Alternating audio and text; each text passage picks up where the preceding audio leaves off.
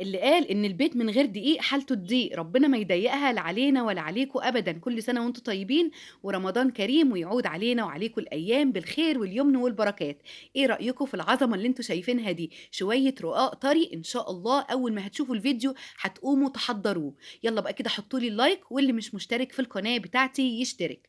جبت الميزانة وجبت البولة وكان عندي كيلو من الدقيق، فأنا قُلت كده أجيب الكوباية بتاعة الشاي وأشوف كيلو الدقيق عمل معايا كام كوباية من الدقيق.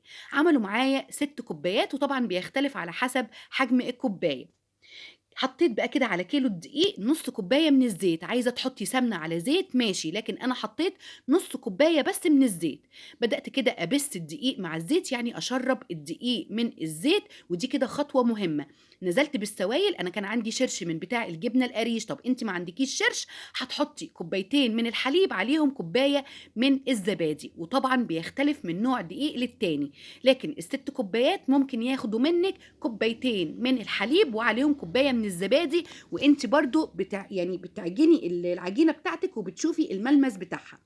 زي ما أنتم شايفين كده العجينة ما شاء الله اللهم بارك طرية جدًا ومخدومة كويس. يعني إيه مخدومة؟ يعني أنا فضلت كده أعجن فيها حوالي من 8 دقايق ل10 دقايق، يعني ارتاحي شوية واعجني شوية لحد كده ما تلاقي العجينة بتاعتِك الملمس بتاعها طري وناعم زي ما أنتم شايفين. يمكن أنتم شايفين بعينيكم إن أنا باقطعها بالسكينة وباكورها، بتتكور معايا بكل سهولة.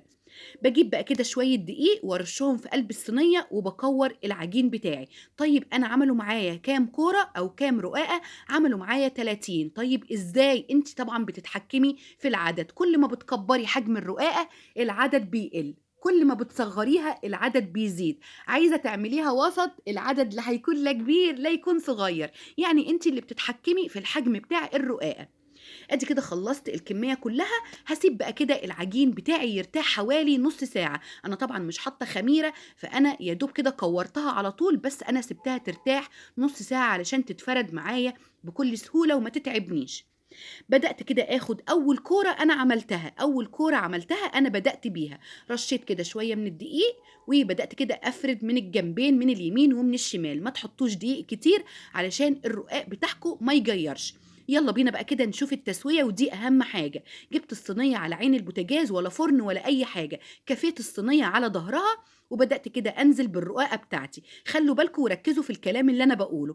أنا أول ما حطيت الرقاقة اتشمعت معايا، هتلاقوها كده إيه يعني قفلت شوية بتقلبوها على الناحية التانية على طول، يعني مش بتسيبوها تستوي من جنب واحد وبعدين تقلبوها، لأ، يعني أنتِ حطيتيها 3 ثواني هنا هتقلبيها 3 ثواني هنا، وبالسباتيولا كده بتضغطي بتنتفخ معاكِ على الرغم إن أنا مش حاطة خميرة. يالّا نعمل مع بعض كذا واحدة. وفي ناس دلوقتي هتقول لِك إيه ده، إيه التعب ده، هو أنا كل شوية هاروح أفرد وأروح على البوتاجاز، هاروح أفرد وأروح على البوتاجاز، لأ، أنا برضه هاقول لكم تعملوا إيه. بس يالّا بينا كده إيه نشوف كام واحدة معانا علشان ناخد بالنا من التسوية، ركّزوا معايا.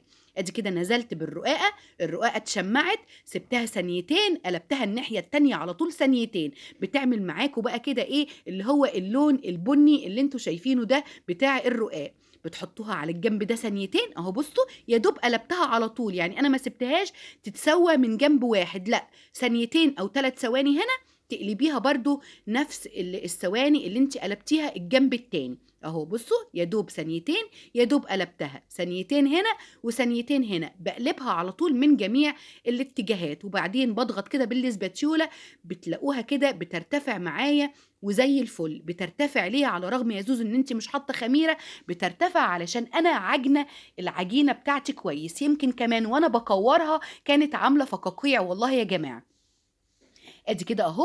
طبعا انا حاطه كيس بلاستيك، اول كده ما بشيل الرقاقه بدخلها على الكيس على طول علشان الرقاق بتاعي ما ينشفش مني ويحتفظ بالطراوه بتاعته. اهو زي ما انتم شايفين ثانيتين واقلبها وثانيتين واقلبها وبترتفع معايا زي ما انتم شايفين. طيب انا بقى كده ايه، جبت الطبليه وقلت بقى كده افرد كل الكميه كلها مره واحده، ما انا بقى مش هروح واجي. زي ما انتم شايفين كده فردت الكميه كلها ووقفت تاني على البوتاجاز كملت بقية التسوية بتاعة الرقاق بتاعي.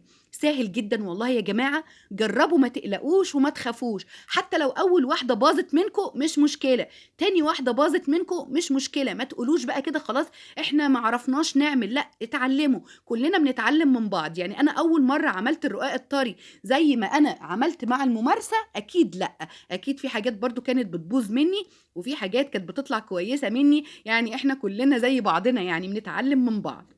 أهو كده زي ما أنتم شايفين باقلبها كده على الناحيتين، ثانيتين هنا وثانيتين هنا، بتتقلب معايا وبتتشمّع وبتاخد اللون اللي أنتم شايفينه ده.